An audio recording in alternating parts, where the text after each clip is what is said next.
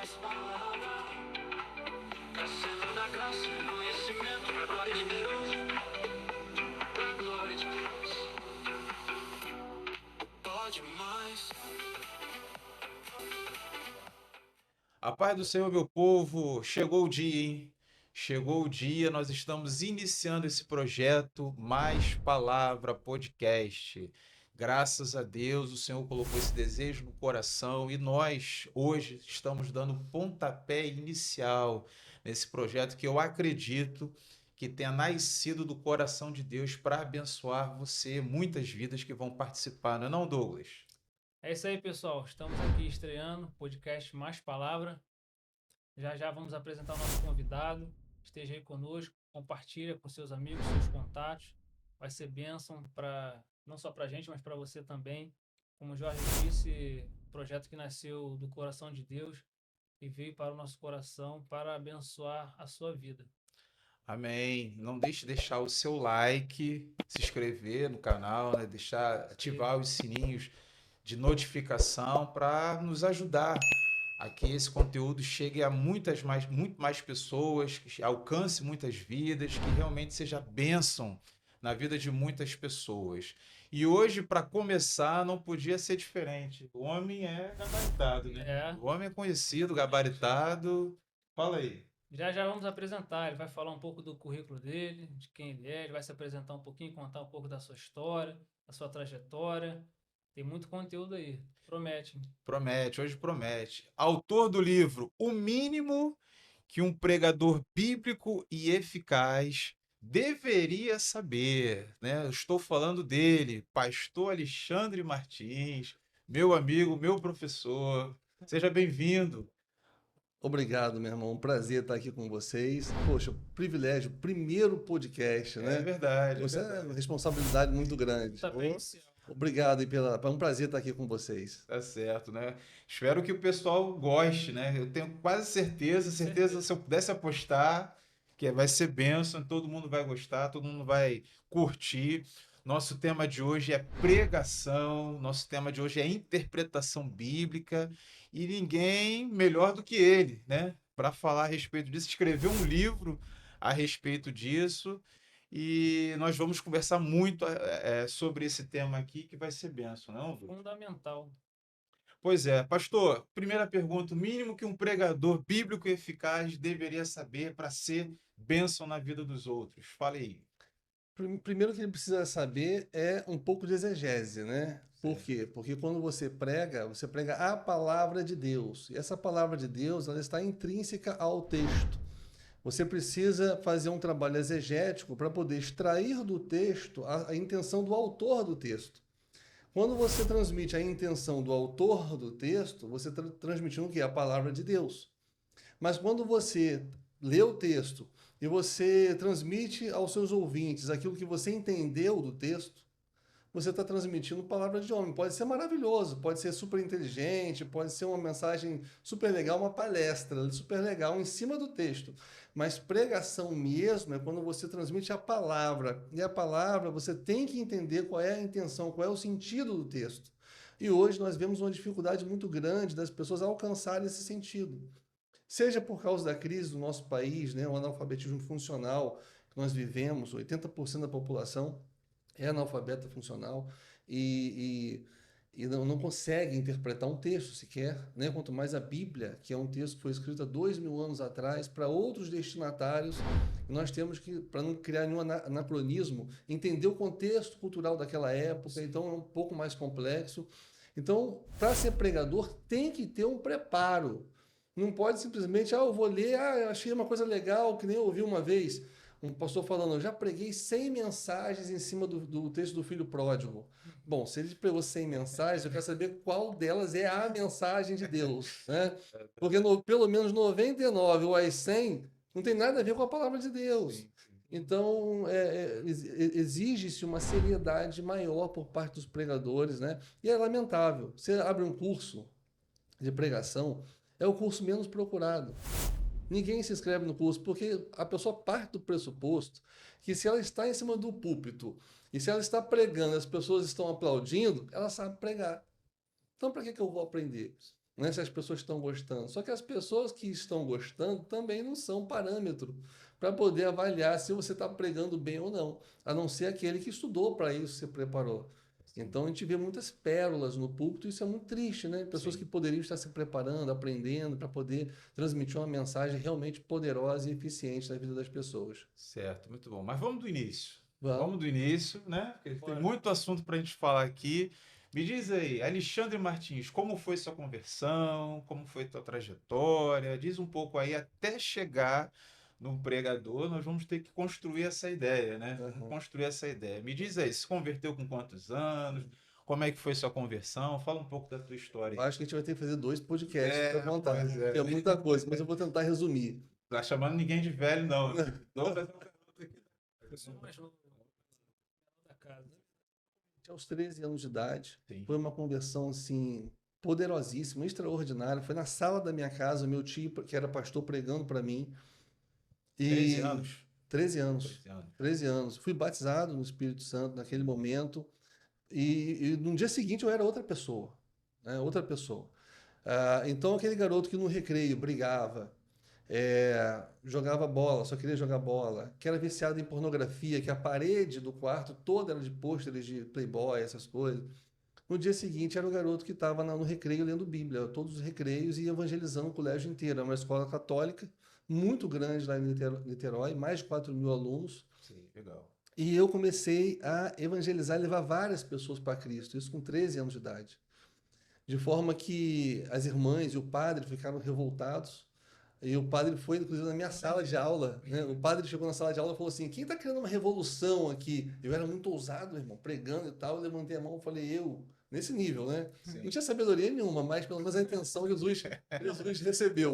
Pois é. E aí eu comecei a pregar e fiz um acordo com o padre. Eu falei pro padre: eu não vou parar de falar. Aí o padre falou o seguinte: cara, eu vou ter que te expulsar da escola. Sério? Aí eu falei o seguinte, falei para ele o seguinte: olha, faz o seguinte, me dá um lugar para eu no recreio me reunir com meus amigos para falar de Jesus, que aí fora desse lugar eu prometo que eu não falo mais. O padre, espertão, falou assim: então eu vou te dar uma sala. Deu num prédio vizinho da escola, estava inativado. Tem uma salinha lá que ninguém vai lá se reunir. Eu falei: tá ótimo. Fui lá, comecei com 3 pessoas, final do ano tinha 40. Eu com 13 anos fazendo culto e pregando. Meu apelido na escola, Pastorzinho. Então ali já ficou, Já teve o primeiro. o meu chamado ali já estava claro, né? E aí, mas eu não frequentava igreja, eu me converti em casa, eu não conhecia igreja assim, frequentar, né? Fui frequentar um ano depois. Mas o seu tio era de qual igreja? Ele era da igreja batista, só que ele era de Campos, Ah, então era distante. distante. Morava em Niterói. Morava em Niterói. Então eu não ia na igreja porque eu não conhecia ninguém, não tinha esse hábito. O meu cristianismo era Bíblia, oração e evangelismo. Era simples assim e poderoso demais. A coisa começou a andar quando eu fui para a igreja. Começou a desandar quando eu fui para a igreja. Aos 14 anos fui para uma igreja neopentecostal. Sim. Eu não sabia a diferença de pentecostal, neopentecostal, batista. E nessa igreja eu aprendi muita coisa errada, né? Muita coisa que não convinha. E isso gerou um certo esfriamento na minha vida, esfriamento espiritual, né? Eu me perguntava até por que minha vida não era mais como antes, aquele primeiro amor. E fui levando meu cristianismo meio medíocre até os 25 anos. Caramba, então de 14 a 25, quer É. dizer, 9 anos, né? Não, de 14 a 11 anos. 11 anos, aí você deu meio que uma estagnada. Assim, eu não me desviei nem nada, nunca desviei, né? Sempre fiquei firme, mas assim, aquela coisa inconstante, desanimado, sabe? E sem entender por que eu ia pra igreja terça, quinta, sábado, domingo de manhã, domingo à noite. Nunca Você dei tinha uma rotina religiosa, vamos dizer assim. religiosa. Uma quinzena era vigília, outra quinzena monte para orar. Eu acordava 3 horas da manhã para orar todo dia. Sempre fiz isso. Mas ainda assim, tá faltando alguma coisa, né? E isso eu tô pulando para não demorar muito meu testemunho, porque nesse meandro aí tem muita coisa. Sim, fica à Mas vontade, né? não, Fica à vontade. senão é só 2 podcasts. Mas vamos lá. E aí, com 25 anos, eu lembro que eu vi uma mensagem que vocês devem conhecer, Paul Washer, Sim, claro. pregação chocante. Só botar lá no YouTube você vai ver a pregação. E eu ouvi aquela pregação, cara, em casa, com 25 anos de idade. E eu fiquei assim, com minhas estruturas abaladas com aquela pregação. Eu falei: meu Deus do céu, eu preciso me converter de novo. E aquilo mexeu comigo, eu comecei a ouvir, vi uma, duas, três vezes a pregação, comecei a ver outras pregações dele e tal. E eu ficava me perguntando assim, por que que a pregação desse camarada me tocou tanto? E eu ouço pregação toda semana, já vi de milhares de pessoas, e as pregações Não não, mexe mais não mexem comigo, não dão em nada. E eu assisti desse cara aqui na internet e eu fiquei estupefato com a pregação do camarada, né? E, e aquilo gerou um despertamento em mim espiritual muito grande. Minha vida, pô, cresceu muito espiritualmente depois dali, embora eu não entendesse muito bem o porquê. E aí, com 27 anos, eu fui visitar uma igreja em Niterói, que eu não vou nem dizer o nome aqui, porque a igreja já não é o que era antes. Mas eu fui visitar essa igreja e tinha um pastor lá que pregava muito, muito bem. E na primeira pregação dele foi a mesma coisa do que o Paul Walsh. Ele pregou e eu falei, cara, que pregação é essa? Mexeu com as estruturas todas. Aí eu chamei alguns amigos para conhecer, levei no dia do domingo seguinte para conhecer esse pastor, os amigos, a mesma coisa. Eles saíram de lá, meu irmão, com outra impactado. cabeça, impactados, entendeu? Aquele despertamento espiritual, ele, que isso, cara, o cara pregando. Aí eu falei assim, cara, eu tenho que aprender isso aí. Esse é o nível, né? Eu tenho que aprender a pregar, cara, porque até o que eu vejo todo dia não é pregação, cara, não é possível. Eu não sabia distinguir por que, que o que eu ouvia todo dia não me. Não Hoje mexe. a gente estuda, a gente sabe onde está o problema, né? Naquela época eu era imaturo, então eu não sabia identificar o problema, mas eu sabia que a pregação daquele pastor era diferenciada. Eu chegava a achar, será que é a unção que está nele? Né? Será que ele é mais ungido que o outro? Mas não. Hoje a gente sabe que não é isso. Sim, A gente sabe que é metodologia, cara. sim. É só isso. É método e conteúdo, só. Só isso. Método e conteúdo, é só isso. Né? Uma criança, se pregar com o método e o conteúdo correto, ela vai pregar de uma forma impactante. Não tem? Até o picareta, pastor picareta, se ele usar o método correto e o conteúdo for correto, vai ser impactante, porque o Espírito Santo não tem compromisso com o pregador. O Espírito Santo tem compromisso com a palavra. Sim. Então, quando a palavra é pregada, palavra verdadeira, ela é pregada, meu irmão, vai gerar fruto, vai impactar. Né? E eu via essa dificuldade. Então, em 2027, eu comecei a ler livros sobre pregação, estudar. 27 anos. 27 anos. 2027 a gente não chegou, né? Se for Não, 2027. 27 anos, né? Sim, Em sim. 2007. Em Sim, 2007, eu comecei a ler livros sobre isso aí, para tentar entender e tal. Comecei a sim. Ainda na pegar. mesma igreja. Você só começou a Me- perceber que Isso. estava numa situação assim, pô, tem um outro caminho que eu tenho um outro ambiente que eu quero acessar. Exatamente. 2 anos depois, né? 2 anos depois do Paul Walsh. Sim. Né? Sim. E aí eu comecei a estudar aquele ano ali. Aí, olha como é que Deus faz as coisas, né? Quando eu fiz 28 anos, um ano depois, eu fui convidado pela primeira vez para pregar numa igreja, que era a Igreja Congregacional de Parque Amendoeira, lá em São Gonçalo. Certo. E eu fiquei muito nervoso porque eu tinha fobia social. Né? Se eu botasse 3 pessoas para eu falar, ressecava a minha garganta, não saía som, de tão nervoso, né? Eu levei a faculdade de Direito que eu fiz, lá atrás, quando tinha meus 19 anos, eu fiz em 7 anos, porque eu não participava dos seminários, porque eu tinha vergonha. Então eu tirava 0 e não participava, repetia, tinha que fazer de novo. Pra você ter ideia como é que eu era, tímido, né? Então nesse dia foi muito legal, essa experiência da minha primeira pregação. Por quê? Porque eu fui muito nervoso, passando mal, tive gastrite emocional, perdi 4 quilos antes da Eita. pregação, para você ver. Passei mal mesmo, eu tinha fobia social. Então imagina um cara que tem fobia social pregar para todo mundo vendo. Cheguei lá no louvor, eu querendo que tocasse louvor, não parasse louvor mais, né? E tal. E quando parou de tocar o louvor, aí já começou a dar aquela vertigem, né? Passageiro da agonia. Passando mal, passando mal. E aí o pastor falou assim: queria chamar o irmão Alexandre para trazer a palavra. Meu irmão, a minha caminhada da cadeira até o púlpito, É uma eternidade. É uma via crucis, uma irmão. via cruz. Eu lembro que eu parei assim, porque eu olhei para a igreja assim, dava aquela vertigem, meu irmão. Igreja grande, mais ou menos. Mediana. Mediana. Mediana.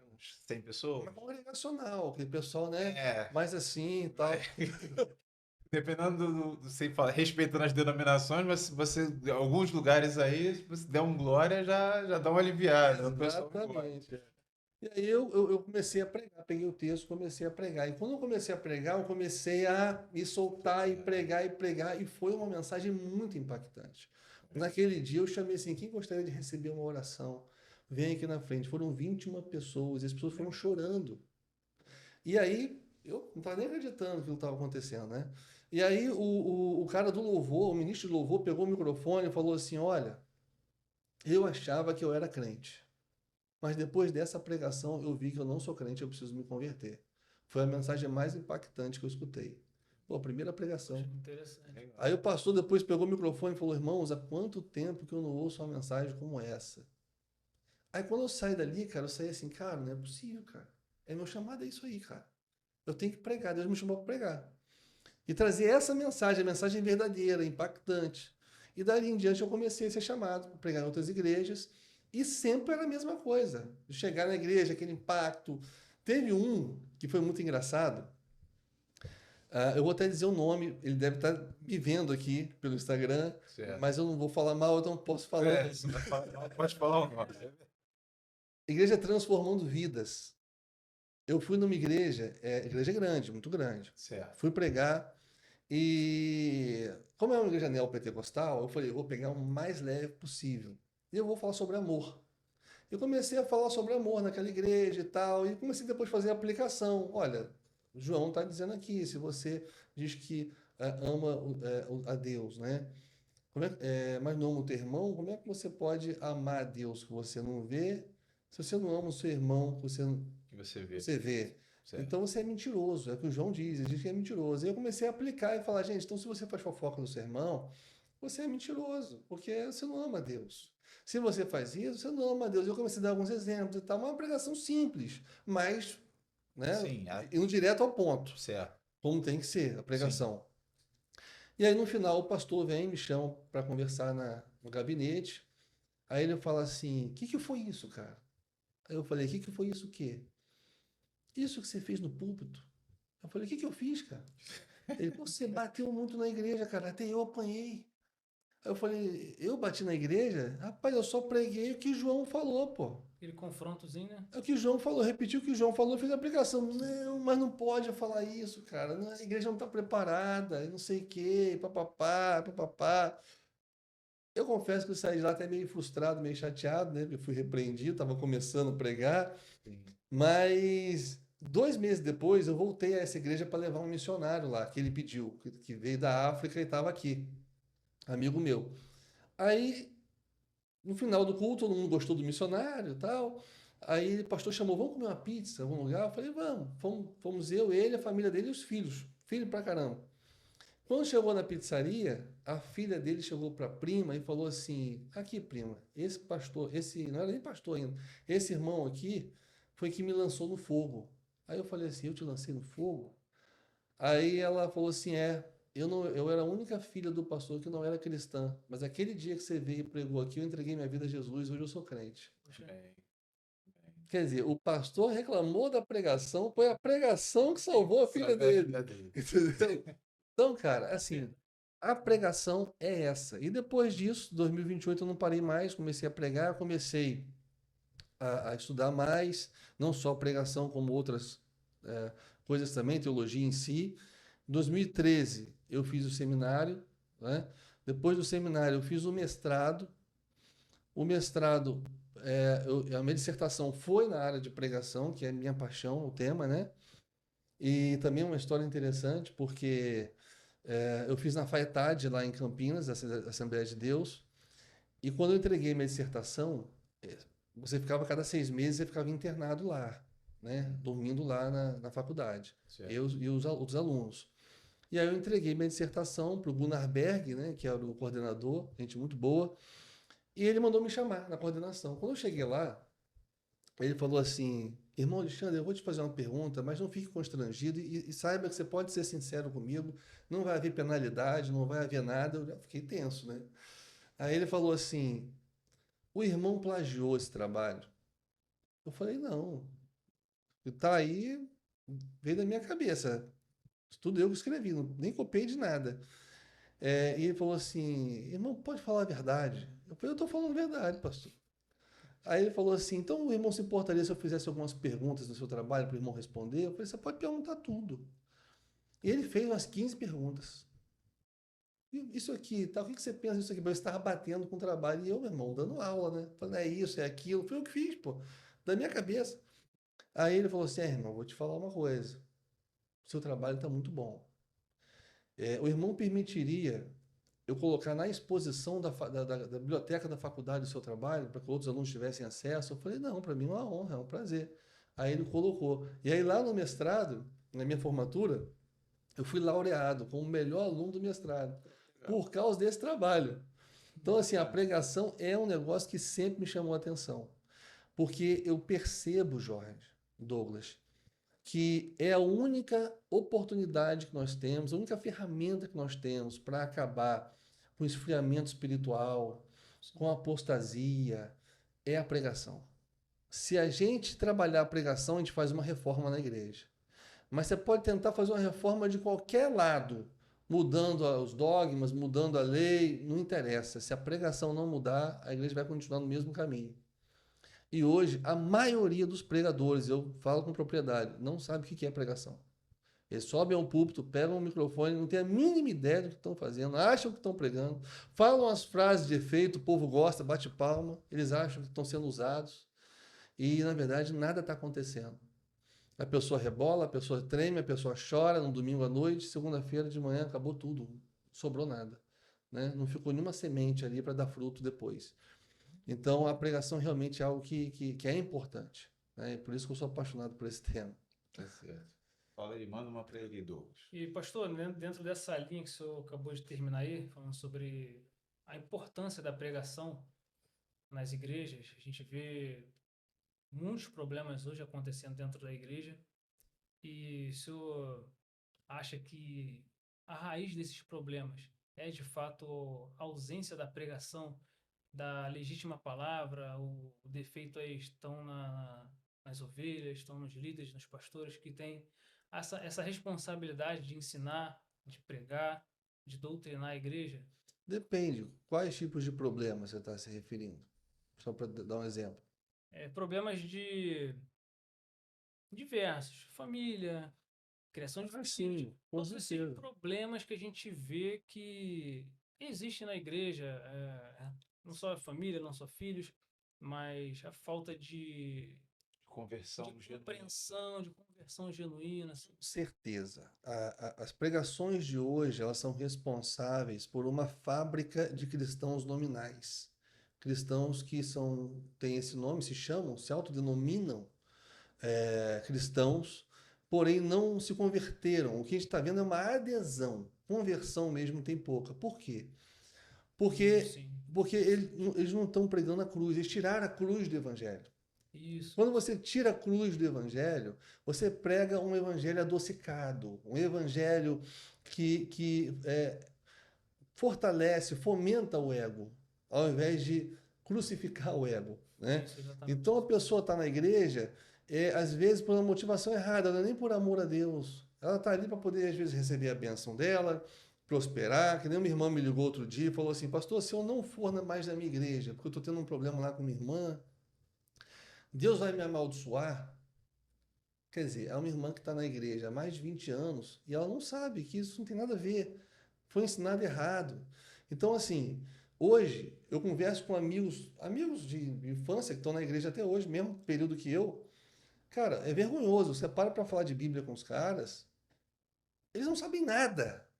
Como é que um camarada com 20 anos na igreja não sabe nada de Bíblia? Se o cara ouve pregação toda semana, a pregação é ensino. Se você está pregando a palavra, ainda que ele não vá na escola dominical, não leia a Bíblia e tal, mas daqui a 20 anos ele conhece muito. Ele conhece muito, porque ele teve alguém que ensinou, né? A prova de que esse camarada há 20 anos não sabe nada é que o pregador, o pastor dele, não tá ensinando nada, não está pregando a palavra. Está pregando o quê, então? Está pegando um texto, tirando aplicações morais, frases de efeito, fora de contexto, para tentar alegrar o sujeito, entendeu? Sem confronto nenhum. Maquiando, né? Maquiando, né, a mensagem para poder criar um ambiente ali de conforto. Sim. E aí a pessoa não cresce, a pessoa não toma a decisão radical de negar a si mesmo, tomar a sua cruz para seguir a Jesus, que essa é uma decisão radical. Só que essa decisão, ela vem a partir da pregação da palavra com a cruz, com confronto. Você precisa confrontar. Olha, a palavra diz isso, né? Mas hoje relativizaram tudo. A palavra, tudo. Nós vivemos na época do relativismo. O que os pregadores falam? Venham como estáis. Venham como estáis, e aí Jesus vai fazendo a obra. Não, mas Jesus não falou isso, venha como estáis. Jesus falou, se quiser vir após mim, primeiro, negue-se a si mesmo. Se não for para se negar, nem venha, cara. Exatamente. Mas não, parece que o pessoal está querendo encher a igreja. Não sei lá por quais razões, né? Vocês devem ter a noção.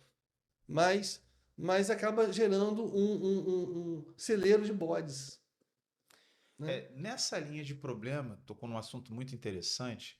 Assim, se entende que a capacitação do pregador, a falha está ali, porque hoje a gente tem os pregadores, vamos supor, quem inicia, quem está nos ouvindo, que quer entrar nessa seara, às vezes a referência dele é muito mais de performar, ele quer performar no altar, do que propriamente se capacitar. Quando eu falo capacitar, eu estou dizendo no âmbito espiritual e no âmbito normal aqui, humano, né? Espiritual e humano. Inclusive, o teu livro aqui, que a gente daqui a pouco vai falar sobre ele, fala a respeito disso. Intelectualidade sem espiritualidade gera soberba. E espiritualidade sem intelectualidade, né? A gente aprende aqui no livro, né? É, Gera misticismo. misticismo, exatamente. Então você entende que esse equilíbrio da balança que falta hoje, às vezes a pessoa pega um modelo de um pregador, eu quero pregar que nem esse, porque a igreja também adota esse tipo de pregador. Isso é muito comum. Por exemplo, se você vai pregar numa igreja tradicional, um pregador que é fervoroso, ele sente uma diferença, porque o pessoal não vai corresponder à performance dele no altar, Uhum. diferente de uma igreja pentecostal. O cara tossiu, tá todo mundo voando, tá qualquer coisa. Então, às vezes, ele tem muita preocupação com isso e esquece de ser muito mais assertivo. Se é que eu estou me Sim. fazendo entender. Às vezes ele se preocupa nisso, mas ele esquece um pouco do que é ser fiel ao que Uhum. a palavra diz. Então, nos falta isso, concorda? Cursos de coach, Concordo. né, oratória, muito Sim. investimento nessa área. Mas aí eu separo, né? Porque assim, tem aquele cara que é bem intencionado, o pastor bem intencionado e tal, Sim, mas não é capacitado, isso acontece muito, que eu acho que deveria ter. sim. Eu acho que todo pastor teria obrigatoriamente que fazer um curso de teologia, né? Mostrar alguma capacidade, até por Seria bom, né? respeito às, às, Seria bom. às às pessoas e tal. Eu acho que isso seria o ideal. Mas, por outro lado, a questão não é nem a capacitação, é o caráter mesmo. Eu acho que tem muita gente sem caráter no púlpito. Porque um camarada que está no púlpito, que não quer estudar, mas só quer performar, usando de PNL, programação neurolinguística, coach, Sim, essas coisas, para poder convencer as pessoas a ficarem ali com o intuito de arrecadação, porque é o que acontece, sim, né? sim, E depois aparece aí na televisão com Rolex de 150 mil, sim, casaco de 200 mil. sim, Gente, sim, isso é uma afronta. sim, é verdade. Isso é uma afronta. Então ali não é nem uma questão de capacitação. O cara não está nem preocupado com capacitação. Ali é uma questão de caráter mesmo. E para que capacitação se ele não tem a intenção de levar ninguém para o céu, inclusive ele está indo para o inferno levando um monte de gente junto? A capacitação para ele é só para quem é bem intencionado, só para quem é convertido mesmo. Aí o cara vai se preocupar com a capacitação. O cara que é mau caráter e está no púlpito, ele não está preocupado com isso, ele está preocupado em performar, para poder ser convincente, para poder manipular as pessoas, né? E isso você vai ver muito principalmente nas igrejas neopentecostais. Não só pentecostal, tradicional tem também, mas as neopentecostais se especializaram nisso, né? Entendi. É uma coisa absurda. Entendi. E a cobrança? Os pregadores itinerantes, o que você acha de cobrar para pregar? Qual a sua visão sobre isso? Então, eu acho que o pregador ele não teria que cobrar, né? Eu acho que o pregador ele teria que pregar e caso a igreja queira dar a ele alguma coisa, ele pode aceitar ou não. Eu, por exemplo, quando vou a alguma igreja, a pessoa quer me pagar, eu não aceito. Não acho errado aceitar, mas eu já tenho meu trabalho, sou bem sucedido no que eu faço, não preciso daquele dinheiro. Pelo contrário, eu oferto. Eu, além de pregar, eu vou lá e oferto, né? Porque eu acho que é o que Deus gostaria que eu fizesse. Sim, Agora, a pessoa que vive disso, obviamente que ela tem que receber. Então, as despesas ela precisa realmente cobrar, porque as despesas é justo, né? Agora, Ah, só vou aí se você me pagar X. Não, aí eu acho que realmente não é apropriado. É porque é um tema que parece que não se esgota, né? Vira e mexe a gente aborda isso, os dois lados se pronunciam, né? De quem, os pregadores itinerantes que vivem uma vida dedicada à pregação. Eu também tenho uma visão sobre isso, mas eu respeito também pessoas que é, dedicam a sua vida para esse tipo de ofício, porque na realidade é um ofício, Sim, é um trabalho, mas eu entendo também que há os exageros, né? sim. As pessoas às vezes extrapolam um Valores pouco. exorbitantes. Exato. E parece que é uma situação que a gente não se resolve. Uns defendem que sim, outros defendem que não, que a pregação deve ser de graça você recebeu, então de graça você Sim. tem que dar. Outros defendem que o trabalhador é digno do seu salário. Então você vê como é que você usa a Bíblia por conveniência. O que é a seu favor, você aplica ali. Então eu penso nisso também. Penso também na mesma linha do pastor. Se eu sou bem-sucedido no que eu faço, não tenho necessidade daquele valor, também não faria questão de receber. Pelo contrário, eu tenho muito pensamento de ofertar, de ajudar, de abençoar a igreja. Também não faria, não faria recebimento desse valor. Também concordo com a linha do pastor. Eu sou a favor, assim, se você é pastor de uma comunidade, eu acho que essa comunidade, ela tem que pagar bem o pastor. A Bíblia fala sobre isso, né? Sim, ia fazer Que essa é digno pergunta. de dobrados honorários. Acho que a igreja tem que se esforçar para pagar o melhor ao pastor, para viver bem, não vai ficar rico, Sim, sim. mas para viver bem. Ele, a família, está se dedicando para uma coisa que é excelente, que é a obra de Deus. A Bíblia dá respaldo para isso. Mas a questão da itinerância, ela vira comércio, Sim. né? Eu conheci um pastor que a igreja dava salário para ele. Certo. Então ele pensou assim: como é que eu vou fazer para ganhar um dinheirinho? Aí ele juntou mais 3 pastores de outras igrejas e um revezava para pregar na igreja do outro. Por quê? Se convidavam, né? Porque aí um dava oferta para o outro. Entendeu? É uma forma que eles tinham de fazer o rodízio É, e levantar a grana uma que era, renda extra. que era 4 vezes o salário do cara, É entendeu? uma Quer renda dizer, mas extra. aí eu já não acho legal, eu acho uma coisa Sim, desonesta. Então, a itinerância tem esse problema. Você tem pastores que são itinerantes, que são excelentes, pastor Hernandes Dias Lopes. sim.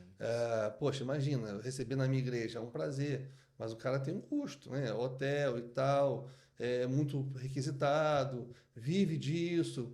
Então, assim, no caso dele, pela autoridade, pela história, eu não vejo que seria um problema ele cobrar, desde que seja uma coisa modesta, né? Não seja nada absurdo. Agora, tem gente que nem preparo tem, vai na igreja dos outros para falar besteira e está cobrando, né? Ou Sim. então, ou então não vai na igreja pobre, porque a igreja não tem condição de pagar. Sim. Não, É um outro eu problema. vou na sua Acontece igreja, a muito. sua igreja tem condição. Se eu sou itinerante, se eu vivo disso, você vai me pagar, beleza. Mas se o Jorge não puder, eu não vou deixar de ir porque ele não vai me pagar, sabe? Então, acho que tem que ter esse bom senso. Tem uma galera que escolhe muito, né? Sim, Já impõe a condição é essa e essa. Não tem como atender, eu não vou. exatamente. E tem gente que pede muita coisa, hein? Muito Sim.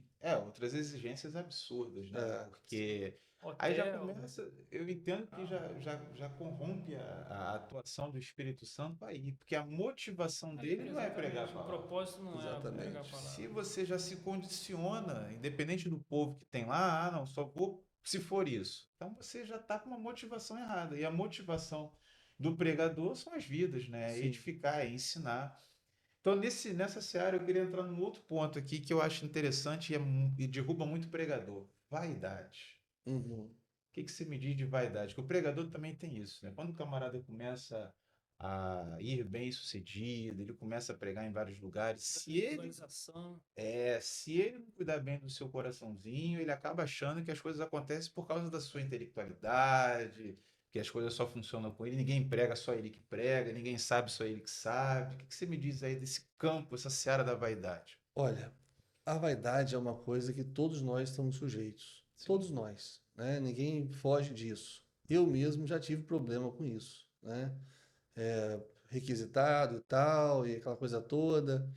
E aí um amigo, muito amigo, um dia almoçando com ele, ele me alertou sobre isso e falou assim, eu acho que você está um pouco... soberbo. não foi nem soberbo, acho que foi arrogante a palavra que ele usou Sim, nos seus posicionamentos, né? Você falando assim como se você tivesse isento de problema, de erros, né, e tal. Eu falei, é mesmo? Porque assim, você não percebe. né? E aquilo foi um choque para mim. E depois desse dia eu lembro que eu falei, Senhor, me perdoa, né? Porque as pessoas começam a te requisitar, começam a te elogiar, e o ser humano é bobo, né? O ser humano, quando você vê, fica soberbo e você não percebe que fica soberbo. Aí você muda o seu olhar, você muda, você acha que você é muita coisa, é melhor do que o outro, né? Isso aconteceu comigo. E pode acontecer com qualquer pessoa. É importante o pregador ter essa maturidade. É importante ele ter uma vida piedosa, uma vida de oração, porque a pessoa que tem uma vida de oração, ela consegue resistir mais, porque ela está sempre se humilhando diante de Deus. Ela dobra os seus joelhos, ela fala com Deus, ela conversa, ela expõe os seus defeitos, ela pede perdão pelos seus pecados, ela pede que Deus o abençoe no ministério da palavra. Então ela sabe que o que está acontecendo ali, tudo que for feito, não sou eu, Alexandre, é Deus fazendo através de mim, sabe? Mas quando o pregador ele se distancia da oração, ele tem uma tendência maior, uma inclinação maior a ser pego por esse engodo aí da vaidade da soberba, né? Então, isso é uma coisa que todo pregador deve vigiar, sem exceção, porque realmente é um perigo real, Ser humano, né?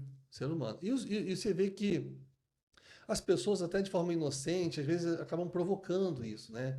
Não sei se vocês viram o Paul Washer quando esteve no Brasil, ele veio dar uma palavra, aí o pessoal começou a aplaudir, aí ele falou assim, não, não, não, não, não aplauda não. Por favor, se vocês não querem me ofender, não aplaudam, porque há aplausos somente para Jesus, né? Então ele proibia que aplaudissem ele. Por quê? Porque ele sabe o que isso pode Gerar causar. seu coração. Um elogio, né? Hoje eu, Alexandre, com 44, vou fazer 45 agora, hoje eu estou vacinado contra isso, né? Então hoje o elogio para mim não quer dizer nada. Autoridade. Maturidade, mas quando eu era mais novo, um elogio mexia comigo, né? Então tem que ter cuidado realmente com isso aí.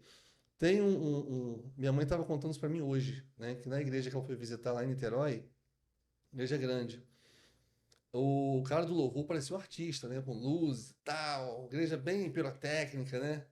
E ela olhando aquele culto lamentável que estavam fazendo ali. E aí o pregador fazia aquelas vozes diferentes, aquela coisa que você conhece. No final, a igreja acabou o louvor, a igreja aplaudiu. Tá aplaudindo quem? Jesus, né? O cara do louvor ficou assim, muito obrigado, muito obrigado, muito obrigado. Achando que era para ele. Então, gente, é Era um show, né? complicado, tem que ter cuidado com Sim, isso. sim, sim, é verdade. Pastor, o senhor no início falou um pouco, diante da pergunta do Jorge, sobre que o pregador, o mínimo que um pregador precisa para ser eficaz, bíblico, para pregar. Você pode detalhar agora para a gente assim, um pouco das ferramentas que um bom pregador, um bom pastor, líder de igreja, ele precisa ter para guiar corretamente aquele povo, instruir, expor a palavra na sua integridade. Eu acredito que uma das ferramentas, estou até falando isso um tempo com o Jorge, eu acho muito importante, como exemplo, o pregador entender um pouco da psicologia, porque está tratando de ser humano, não só do lado espiritual, mas do lado humano da pessoa ali. Uhum. Achei uma ferramenta interessante para um pastor, principalmente que lidera um rebanho, ter. Você pode detalhar mais algumas ferramentas, não só de interpretação bíblica, mas que um pastor deve ter? É.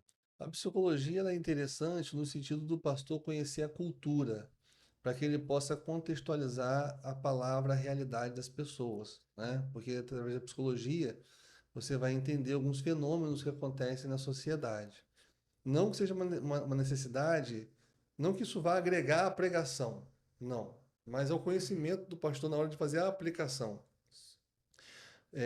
Em 1950, lá nos Estados Unidos, as igrejas tinham, era comum ter departamento de aconselhamento bíblico. Todas elas tinham, lá em Nova York, né? E lá começaram os primeiros escritórios de psicologia nessa época. Não existia. Só quem era muito rico para pagar. E aí um pastor, Norman Vincent Peale, era um pastor nessa época, em 1950, começou a escrever livros de autoajuda, baseado na psicologia, e começou a vendeu mais de 40 livros, best-sellers na época, né? E as pessoas começaram a consumir esses livros de autoajuda que eram baseados na nova era e na psicologia, porque a psicologia lá no início ela era muito mística, ela tinha muito fundamento da nova era, diferente de hoje. Você tem uma pegada mais científica na teoria cognitivo-comportamental. São 9 linhas da psicologia, né? Das 9, só uma que é realmente científica, que é essa teoria cognitivo-comportamental. O resto não tem, é perigoso até, em algum aspecto. Mas, a partir do momento que eles começaram a fazer essa autoajuda, inclusive colocar isso dentro das mensagens, isso foi destruindo a igreja, né? E acabando com os departamentos de aconselhamento bíblico. Você não precisava mais, agora é só comprar um livro e ler. E na época dos departamentos de aconselhamento bíblico, como não tinha psicólogo, eles atendiam a comunidade à sua volta, né? Eu estou com depressão, estou com ansiedade, estou com síndrome do pânico, né? Que não tinha nem esse nome na época. Esquizofrenia, também não tinha esse nome, mas era um problema. Eles iam para onde? Iam para a igreja. A igreja ia lá, atendia a pessoa, ministrando o quê? A palavra. E a pessoa saía curada, e muitas das vezes convertida de lá. Só a palavra. Hoje, você vai numa igreja com problema psicológico, o que o pastor fala? Procura um psicólogo. Procura um psicólogo. Olha como a igreja perdeu, cara. Parece que a igreja parou de crer no poder da palavra. Sim. A psicologia é boa, mas eu tenho algo muito mais poderoso que a psicologia, que é a palavra de Deus. Sim. Mas a pessoa, tem pastores, eu estou pegando isso aí porque você falou psicologia, Sim. tem pastores que focam na psicologia, mas esquecem do principal, que é a palavra de Deus. Aí eu não entendo. Não entendo. Sim, concordo. Então, assim, eu acho que uma ferramenta importante é a comunicação. É um pastor, eu quero ser um pregador bem-sucedido. Você vai trabalhar primeiro a sua comunicação, a forma como você comunica com o outro. Para isso, você vai ter que entender a sua comunicação não verbal, o seu tom de voz, né? A forma como você se expressa, a forma como você concatena suas ideias. Tem exercícios para isso, porque tem gente que se perde no meio do caminho, né? A maneira como você vai comunicar, se é de forma dedutiva, se é de forma indutiva, e aí, para quem é pregador, já vai uma dica, que o melhor método de pregação é o método indutivo, que o seminário não vai ensinar, mas que você pode aprender, você pode estudar, que é exatamente o método mais impactante que tem, né? Que dá um diferencial nas minhas mensagens, é isso. Por isso que eu falei lá no início, é método de conteúdo, lembra? Sim. Método indutivo, né? O seminário não ensina, não sei porquê. Se é o melhor método que tem. Jesus nunca chegou e falou assim: vou abrir o livro de Isaías aqui, vou fazer uma exposição do texto. Ele nunca fez isso. Como é que ele pregava? Parábola. Foi o maior pregador de todos os tempos. Método indutivo. Por que isso perdeu? Porque a igreja foi muito influenciada pela filosofia aristotélica. Então, essa coisa de pregação dedutiva, de você lançar a tese para depois trazer os argumentos, isso é filosófico, da filosofia, isso não tem nada a ver com a Bíblia. Se você for estudar a pregação à luz da Bíblia, você vai ver que a melhor pregação, o melhor método utilizado por Jesus, inclusive, é o método indutivo, que ninguém conhece. Então, você pode se especializar no método indutivo, né, através melhorando a sua comunicabilidade com as pessoas. Isso aí eu acho que já vai dar, assim, 50%, né, como pregador, você vai evoluir. Depois, a exegese, porque não existe pregação bíblica sem exegese que a preceda, está no livro aí, você viu, né? Então, um pregador, para você trazer a palavra, você tem que saber um mínimo de exegese para você ir lá no texto e saber buscar a ideia central do texto. Se você não souber nada de exegese, o que você vai fazer? Você vai pegar o texto, vai ler e vai ficar passando para as pessoas o que você compreendeu do texto. Existe uma diferença entre compreensão e interpretação. Interpretação, o pessoal fala, existem várias interpretações. Não, mentira. Só existe uma interpretação, porque o autor do texto só tensionou comunicar uma mensagem, um sentido do texto. Então, a interpretação só tem uma. O que foge a essa interpretação são compreensões diferentes. Então, as pessoas estão tendo compreensões diferentes do texto e pregando as compreensões dela, ou seja, a palavra de homem, que não muda ninguém. Por mais belo que seja. Agora, a interpretação você tem que saber de hermenêutica, tem que saber de exegese, né?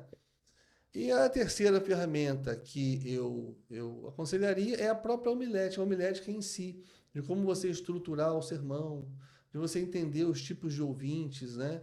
como você fazer a contextualização da ideia central do texto para essa realidade. Essa contextualização é o grande pulo do gato na hora de você fazer a aplicação. O que acontece? O que é uma mensagem que impacta? O que impacta na mensagem? É a aplicação. Geralmente eu divido a mensagem em 4 partes. Primeira parte, eu levo um problema para a pessoa, para os ouvintes. Por quê? Isso aí é neurociência, tá? A pessoa, você tem que trazer a atenção da pessoa para você. Sim. Então você vai trazer um problema que a pessoa se identifique com esse problema, que seja relevante para as pessoas, que elas estejam vivenciando. E aí elas vão ouvir aquele problema e vão falar assim, cara, gostei dessa pregação, quero ouvir agora o que ele tem para dizer. Um pregador jamais deve, não é errado, mas é inadequado o pregador que quer ser impactante, que quer prender a atenção do público, lê o texto e já sai explicando o texto. Sei. Que é que a maioria faz. Sim. Porque quando você faz isso, o cara que está ouvindo, ele está assim, tá, tudo bem, ele está explicando o texto, mas ele... Quebra uma conexão. Não, nem tem conexão, Nem não quebra, tem conexão. nem criou. Nem criou. Nem criou a Nem criou conexão. conexão. O cara tá olhando assim, tá assim, o cara tá explicando ele quer chegar aonde. E o nosso cérebro foi feito para dispersar mesmo. Nosso cérebro, se você não pegar a atenção por meio da emoção, que a gente chama de cola cerebral, né? Se você não pegar ele na emoção no início, ele não se prende a atenção para poder aprender. Então ele dispersa com isso aí. Então é importante você trazer o problema para que ele venha ter uma conexão, um vínculo com o pregador e com a mensagem, o conteúdo que está sendo ministrado.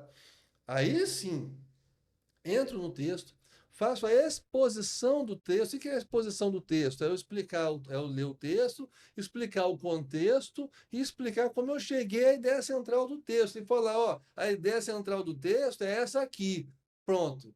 Expus e expliquei. É ensino, é ensinado mesmo. Ele tem que aprender o texto, ele tem que sair de lá aprendendo Bíblia. Mas ainda não chegou na hora. Aí já está impactante, tá?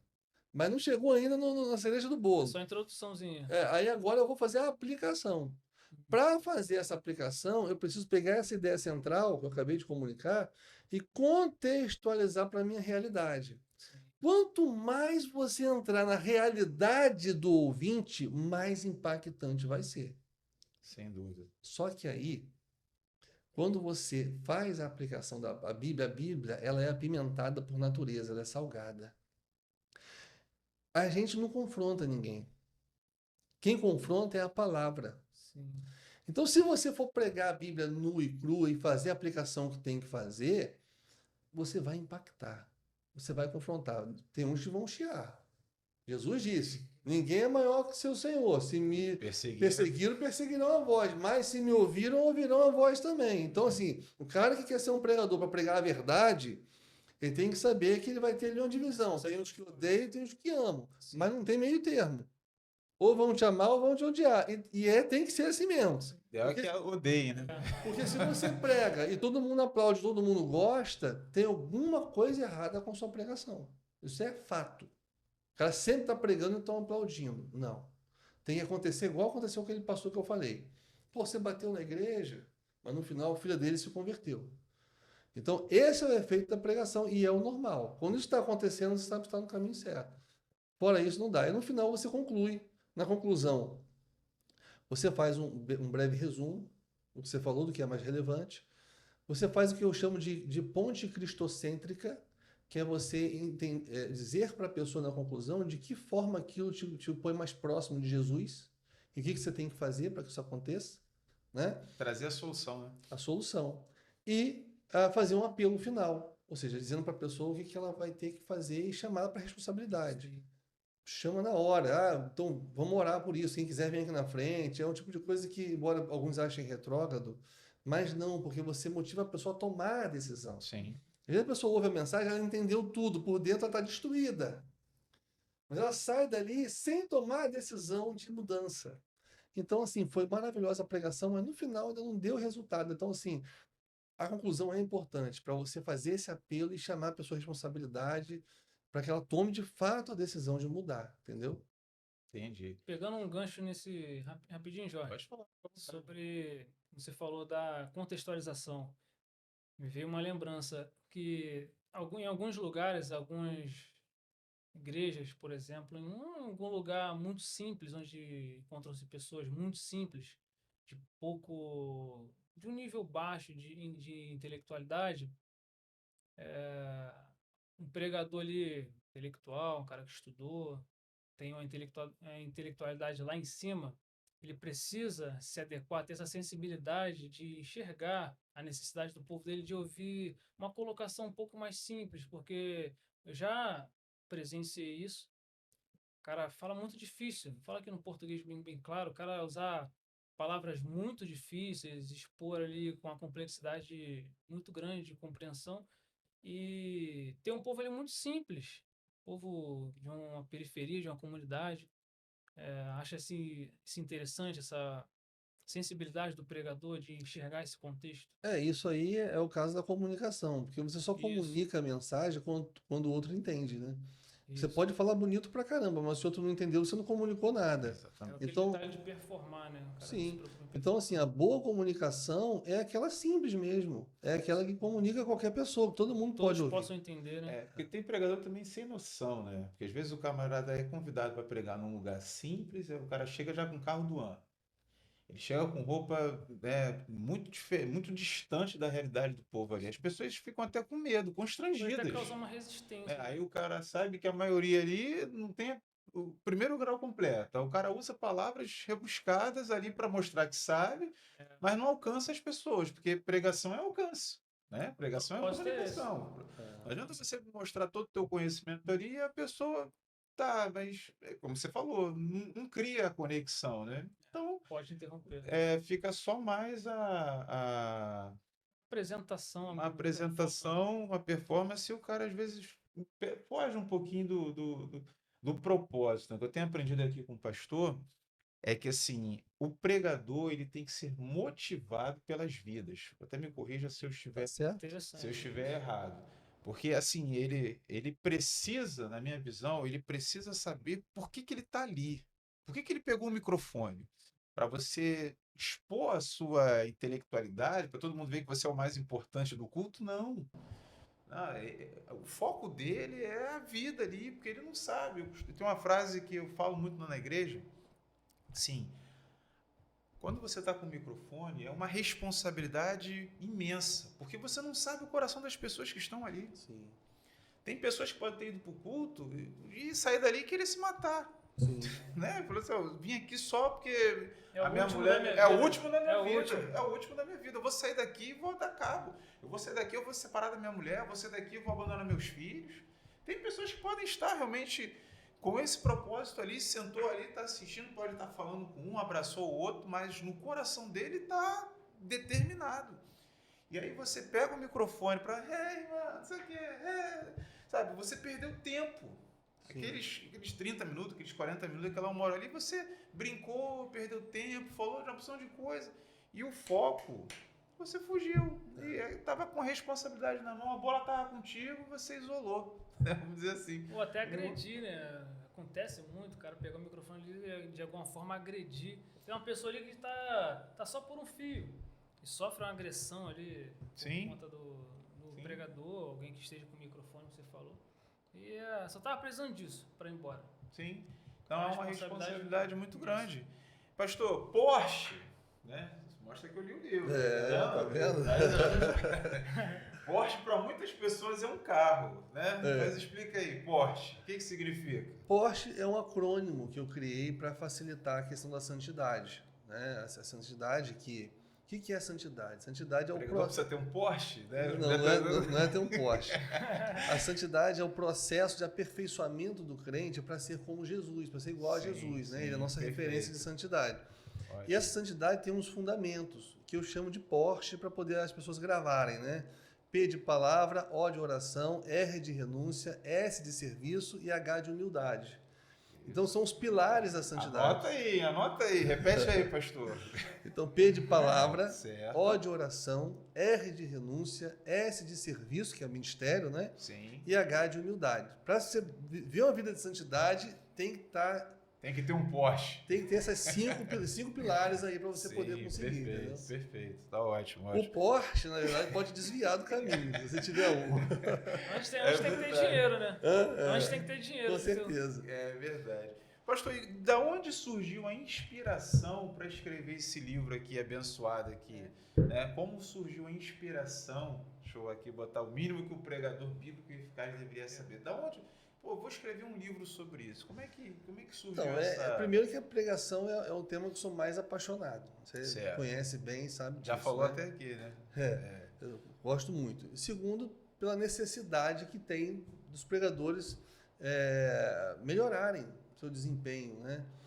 De termos novos pregadores comprometidos com a palavra e que preguem a verdade. Isso está em falta. A gente tem muito pregador, mas pouco pregador, entendeu? Pouco pregador de verdade.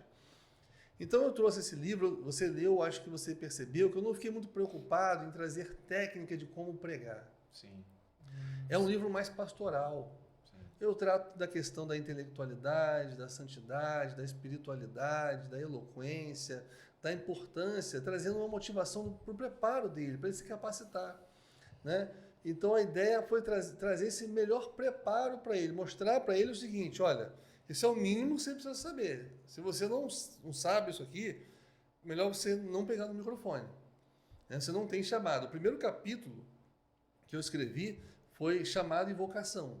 Exatamente para no primeiro capítulo você já chegar à conclusão se você tem ou não um chamado. Se identifica com isso ou não, Se né? identifica ou não. Entendeu? A parte dali vamos tratar outras questões. Questões até que são tabu. Por exemplo, questão da intelectualidade. Ah, não, só preciso ser espiritual, que Deus me revela, né? A letra mata, peraí.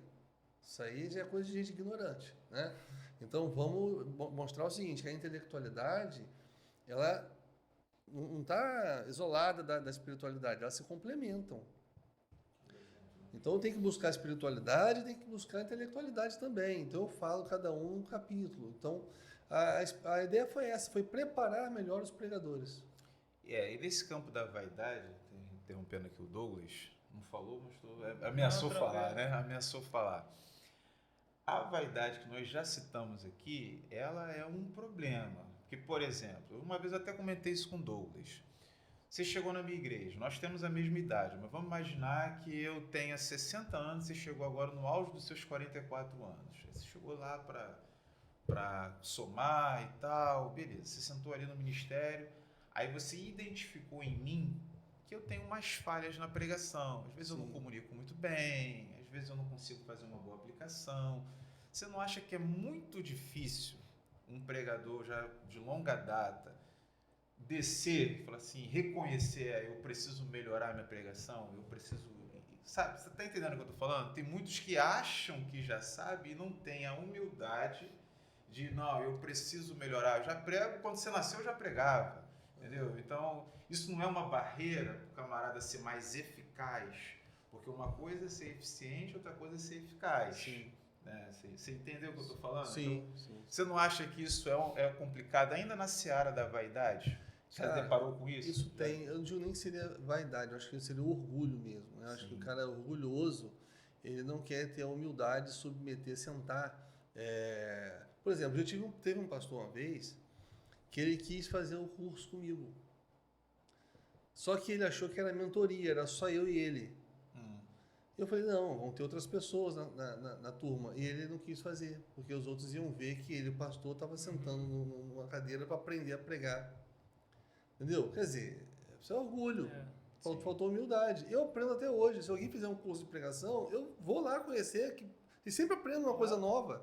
Né? Eu não tenho problema com isso, mas tem pessoas que têm esse orgulho. Né? De mostrar que vão achar que eu não sei. Não, qual o problema? Né? Já aconteceu comigo, de alguns irmãos, eu tenho dificuldade nessa área. Eu ver o cara não sabe pregar, mas eu gostar do sujeito, eu chamar ele pro canto e falar assim, pô, cara, deixa eu te ajudar aí e tal, a gente pega lá em casa, a gente estuda, e ser mal interpretado e o cara achar que eu tô... Na maioria dos casos. Né? Entendeu? Eu imagino perfeitamente, porque é bem delicado. Delicado, cara. Muito delicado. Eu imagino, você já foi pastor de igreja, você imagina, você dá oportunidade para alguém e você percebe que o camarada tem até potencial, mas né, ainda te falta uma coisa. Nem Jesus para o jovem, ainda te falta uma coisa. E ele encarar, receber essa notícia como uma afronta, como uma humilhação. Pô, só você que sabe, eu não sei. E isso é delicado. Eu falo pro Douglas, eu falei assim, Douglas, às vezes eu me imagino uma situação muito difícil para um pastor querer aconselhar o seu corpo ministerial, as pessoas que pregam ali, porque ele vai entender que, sabe, pô, tá querendo achar que só ele que sabe, que eu não sei nada. Então é difícil. Às vezes você pode até orientar a pessoa, mas a vaidade, o orgulho nessa área, acho que até impede muitos pregadores de serem mais eficientes, mais eficazes, mais produtivos, frutificarem mais. Você concorda? Concordo. Inclusive, o pastor da igreja que eu frequentei uma época, ele convidou um garoto novo, muito novo, seminarista, né? Mas muito estudioso, lê muito o garoto. E ele foi pregar.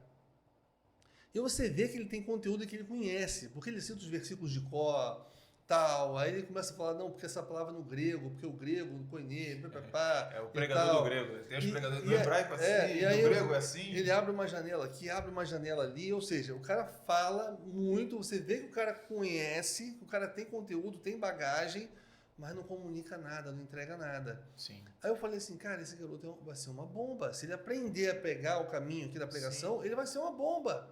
Aí eu não conhecia o garoto. Aí eu liguei pro pastor, falei, pastor, esse garoto ele é muito bom, cara. Ele sabe hebraico, ele sabe grego, mas não deve, na hora da pregação, ficar falando grego. Isso não existe, né? Isso aí ele quer mostrar que sabe o grego. Sim, né? sim. Mas tudo bem. Você vê, inadequado. Mas Sim. é só dar um ajuste nele. Exatamente. Se desse um ajustezinho nele, ele ia embora. Falei com o pastor, pastor, vê com ele, se ele não quer um dia, eu tiro o dia inteiro se ele quiser e vou conversar com ele, a gente vai dar esses ajustes aí, ele vai ser o melhor pregador da região aí, era do interior, né?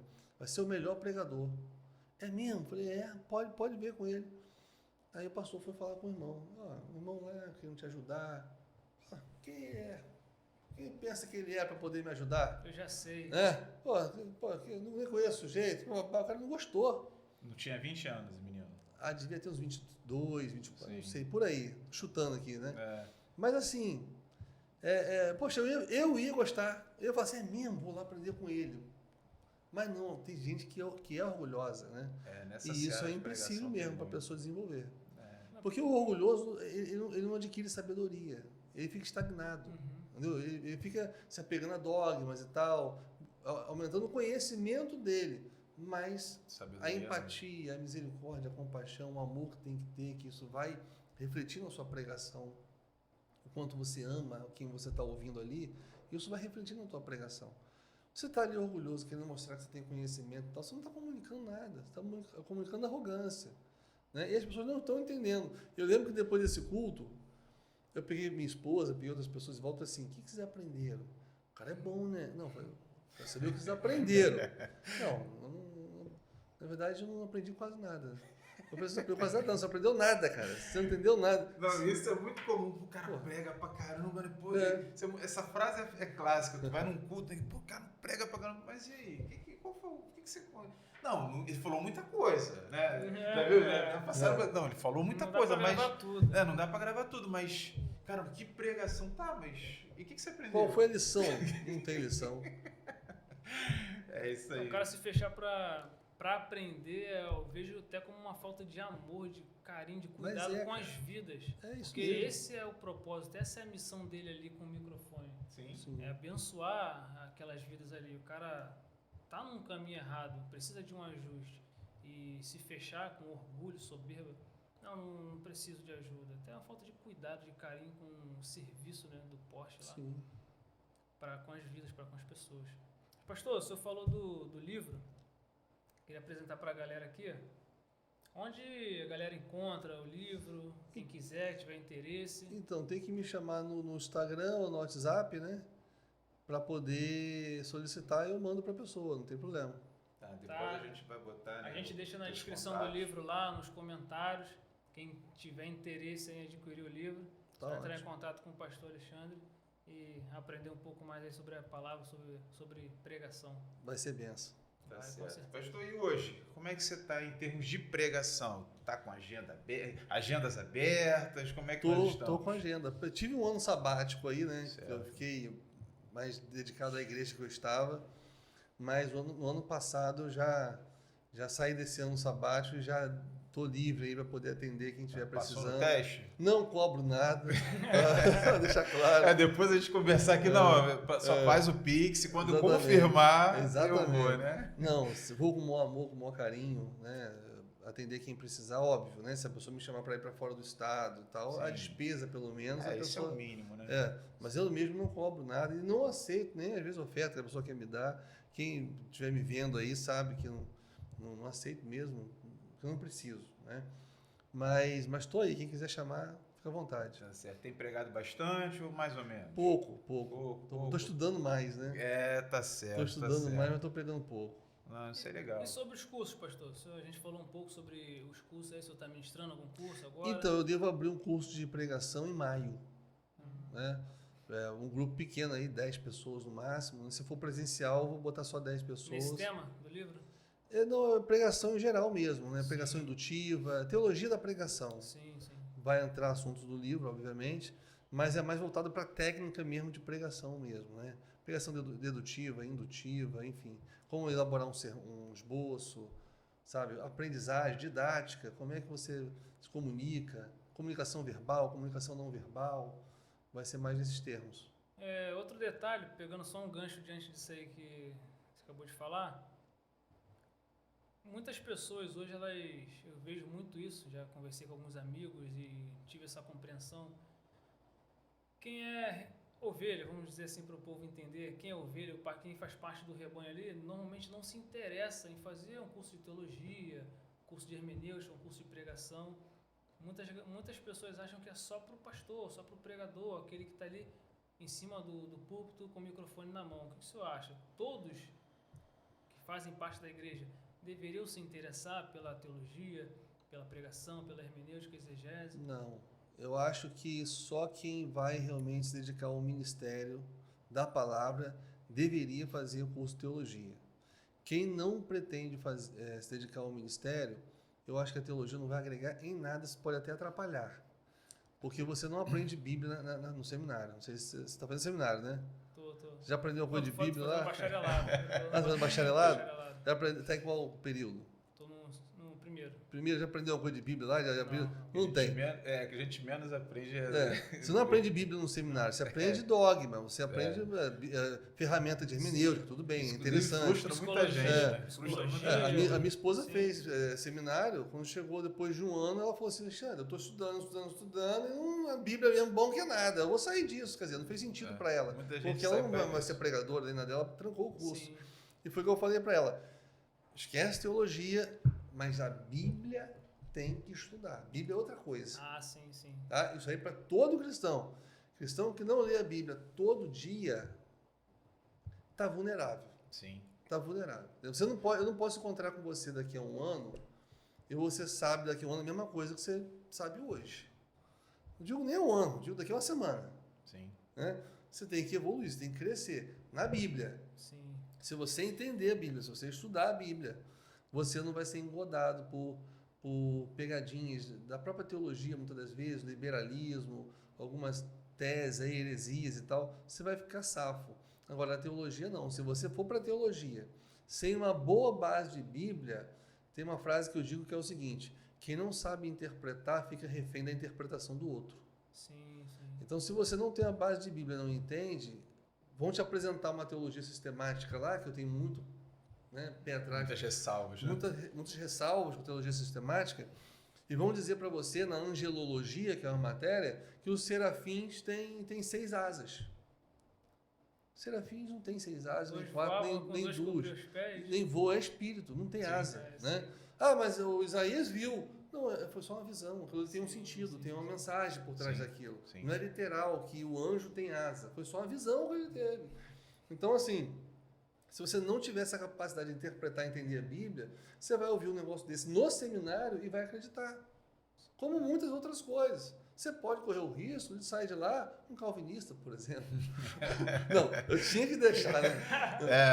No finalzinho do podcast, eu não podia deixar. Não podia passar direto. A bola tá quicando, tem que cortar, né? Gente, estou brincando, amo todos os calvinistas. Tá? Um dos meus melhores amigos é calvinista, pastor Edson de Goiás. Um beijo para você, pastor Edson. Se não tá te ouvindo pelo Instagram, daqui a pouco pode te ouvir, né? Quando a gente lançar, ele pode te ouvir aí e vai ficar chateado contigo. Com né? certeza. Não, mas eu amo os calvinistas, mas eu não gosto do calvinismo. Todo mundo sabe disso. Tá só lá no meu canal que vai ver lá o Batendo Calvinismo doidado. Então você corre o risco, entendeu? De você ir para lá e falar, cara, isso aqui é Fica verdade, vulnerável, tal. né? E você não tem, e às vezes é coisa boba. Não tem um filtro. Quer ver uma coisa? Coisa de analfabetismo funcional. Não estou falando mal de ninguém. Sim. Estou falando com amor. A Bíblia é ou contém a palavra de Deus? As duas coisas, né? Ela é e ela contém. Ela é e ela contém. Aí o pessoal marca um debate. Para discutir. Um defendendo que contém, o outro defendendo que é. Gente, presta atenção. Quando eu falo que a Bíblia eu estou dizendo que é uma metáfora. Sim. Porque a Bíblia é um substantivo concreto, Sim. um verbo de ligação, um Figura de verbo linguagem. ser e um outro substantivo. Isso é o quê? Uma metáfora. Então a Bíblia é a palavra de Deus? É. Uma metáfora. Agora, como eu literalizo essa metáfora? Isso é gramática, análise gramatical na exegese que você aprende. Por isso que é Sim. importante a exegese. Como é que eu literalizo essa metáfora? A Bíblia contém a palavra de Deus, literal. Sim. Então eu estou falando coisas opostas? Não, estou falando a mesma coisa, só que um é metáfora e o outro é literal. As pessoas brigam por causa disso, cara. Sim. Mas, assim, é até engraçado que a gente, quando fala de analfabetismo funcional, abre um leque na nossa mente de experiências, de coisas que a gente já passou, e às vezes as pessoas não sabem ler. Não sabe. As pessoas não sabem ler. E isso é uma verdade, isso é fato, entendeu? Hoje, infelizmente, as pessoas podem ter lá o seu segundo grau, o seu primeiro grau, mas elas não conseguem interpretar um texto, elas não conseguem ler, elas não conseguem escrever uma frase simples, porque elas não entendem, E o que você falou faz muito sentido. Eu lembrei de umas situações que acontecem na igreja, tem até um caso assim, muito conhecido, que um pastor acabou fomentando um adultério porque ele leu na Bíblia que Deus... Lembra disso? Isso aí Ele leu na Bíblia que Deus mandou ele adulterar Isso com a vizinha. Pastor, tem uma vírgula lá. Vai lá e uma mulher adúltera, vírgula. Né? O pastor ficou olhando assim. Pois é, né? Não sei nem se isso foi armado, porque o negócio foi tão escrachado. Isso é terrível. Que às vezes a gente pensa, porque hoje, na época da informação, a gente pensa até que é alguma coisa que foi armada ali, mas assim, é algo tão bobo que as pessoas não conseguem entender e acabam atribuindo a Bíblia ou a Deus algo que Deus nunca falou, que Deus nunca mandou fazer, mas ele acabou lendo, porque alguém explicou determinadas coisas, e ele adotou aquilo como verdade. A gente, na palavra de Deus, está cheio disso. Por exemplo, vinde como estáis. Aonde está escrito isso, pastor? Não tem. Como é aquela da folha que... Nenhuma folha da árvore cai. Não, uma folha da árvore que cai. Isso não está na Bíblia. Que o apóstolo Paulo caiu do cavalo. Caiu do cavalo. Que cavalo é esse que eu não vi lá? Pois é. Não, é porque a gente já vai para o texto, nós já vamos para o texto, assim, de regra geral, com pressupostos. Porque a gente já ouviu. Viciados no que você ouviu. Sim, exatamente. Porque assim... Vamos lá, você tem 44 anos, né, minha idade, você é crente desde os 13, você se converteu primeiro que eu me converti com 16. Então a gente tem 30 anos de igreja. 30 anos, como você falou, você está ouvindo pregação do filho pródigo, 1000 tu já ouviu. Pregação da mulher samaritana, vários.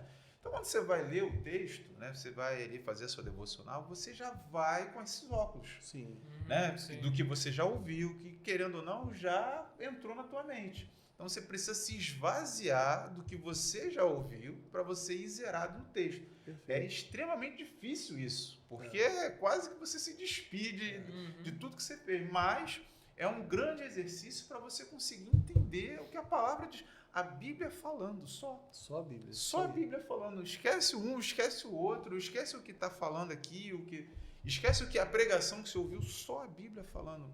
Leia esse texto, eu uso bastante esse exemplo. Lê esse texto como se você nunca tivesse lido isso. Ninguém nunca te falou. É o jornal de hoje. Lê esse texto aqui. Eu costumo fazer esse exercício lá para o pessoal da igreja. O que está dizendo aqui? Aonde está dizendo que batismo com fogo, né? Uma seara aqui, o batismo com o Espírito Santo é o batismo com fogo. Aonde está dizendo isso aqui? Você consegue identificar que o diabo veio para matar e roubar e destruir, né? Onde está o diabo nesse contexto aqui? Aí as pessoas olham assim, você nunca leu esse texto, lê aqui, o diabo veio para matar, roubar e destruir? Aí a pessoa lê, não. Poxa, eu não tinha percebido. Nunca tinha percebido isso, né? Então são várias searas para a gente não precisar entrar, e também não é o foco aqui. Tu vê que tudo passa pela interpretação. Exatamente. Tudo passa por uma boa leitura. Às vezes uma leitura simples. Sim. Comprometida, né? Comprometida, entendeu? Comprometida. Tentar se esvaziar. Uma criança que está aprendendo a ler, lê isso aqui, fulano. O que você está dizendo aqui? Que às vezes a criança não tem esses vícios. A criança às vezes não tem essa poluição que ela recebeu durante bastante tempo. O que você está dizendo aqui? Está dizendo aqui que Jesus é isso e isso. Ponto. A criança já chegou e a gente está cheio de teses, de interpretação, porque nós fomos corrompidos pelo que nós já ouvimos, pelo que isso acontece, acho que acontece com todo mundo, né? Todo mundo de igreja. Quantas vezes a gente prega aquilo que você já ouviu e você só reproduz aquilo. A gente não dá o trabalho de buscar a Deus e pedir que Deus fale contigo de forma isenta ali, para que você venha transmitir a palavra de forma eficaz. Eu penso isso. Sim, poxa, vocês com certeza já devem ter escutado alguém falando, poxa, fui na igrejinha lá, na minha igreja lá, a irmãzinha analfabeta, nunca estudou, parou na 2ª série lá, prega como ninguém. Poxa, é possível? Será? Cara, eu já vi pessoas assim. E assim, acontece. Boas pregações. Acontece. Assim, não dá para esperar dessa irmã que ela vai fazer uma pregação expositiva do texto, que seja uma coisa assim. Mas o que acontece? Tem alguns tipos de pregação com relação ao conteúdo, né? Você tem a pregação biográfica, você tem a pregação expositiva e tem a pregação evangelística. Sim. Geralmente, esse pessoal mais simples, eles vão pregar uma mensagem mais evangelística, né? Dentro do texto, uma forma mais simples. Deus usa. Mais superficial, né? Mas Deus usa sim, né? Com certeza. Mas é óbvio que existe assim uma limitação. Tem. Não vai esperar que ela faça uma pregação expositiva de um texto de Ezequiel. Não. Os livros mais difíceis da Bíblia. Não vai. Ela vai pegar ali uma parábola e vai, né, na simplicidade dela, trazer, às vezes fielmente, às vezes não, mas é possível, sim. É verdade. Pastor, nós estamos caminhando, né, para o final. Sim. Douglas, considerações finais, nosso pastorzão aí, que ainda vai pegar a serra, ainda vai subir a serra. Viajar ainda hoje. Vai Botar o pé na estrada aí. Viajar mais ou menos. mais ou menos. Daqui ali, né? Verdade. Mais ou menos. Considerações finais para o nosso pastorzão, que prontamente se colocou à disposição para estar colaborando, para inaugurar nosso projeto aqui. Foi uma honra, né? Tem sido uma honra ouvi-lo. Sempre aprendo, né? Tanto no grupo que a gente faz parte aí, quanto a conversar com o irmão é sempre um grande aprendizado. Falei. Foi um curso, né?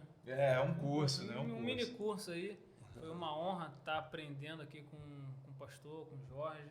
Acredito que, como para mim, para você também que está nos assistindo, foi de grande importância esse assunto que é muito importante para a gente. Agradeço ao pastor pela disponibilidade, por nos entregar esse conteúdo riquíssimo, de grande valor para a gente aqui, para a gente ter uma estrada, ter uma caminhada com base, eficaz, ali como está escrito no livro. E muito obrigado, Deus abençoe você, abençoe seu ministério, sua família. Amém. Foi um momento extraordinário e virão mais, né? Com certeza. Obrigado. Virão mais aí. Diga aí, pastor, suas considerações finais. Bom, agradecer, obviamente, o convite, é um privilégio estar aqui no primeiro podcast de vocês e dizer para aqueles que estão ouvindo, aqueles que se interessarem pelo tema da pregação, eu me coloco aqui à disposição para poder te ajudar no que for preciso, não importa se você já tem experiência com pregação ou se quer começar, quer aprender, eu me coloco aqui à sua disposição para que você possa aprender esse caminho, que é um caminho maravilhoso que pode ajudar muitas pessoas. É isso. Com certeza. Amém. Então nós estamos chegando ao final, né? Como eu falei no início, deixe seu like, seu comentário, ative o sininho, nós vamos mandar mais conteúdo para você, fique atento aos conteúdos do canal, porque vai ser bênção, vamos vir com muitas outras entrevista, muitas outras pessoas apresentando um conteúdo riquíssimo para a nossa edificação espiritual.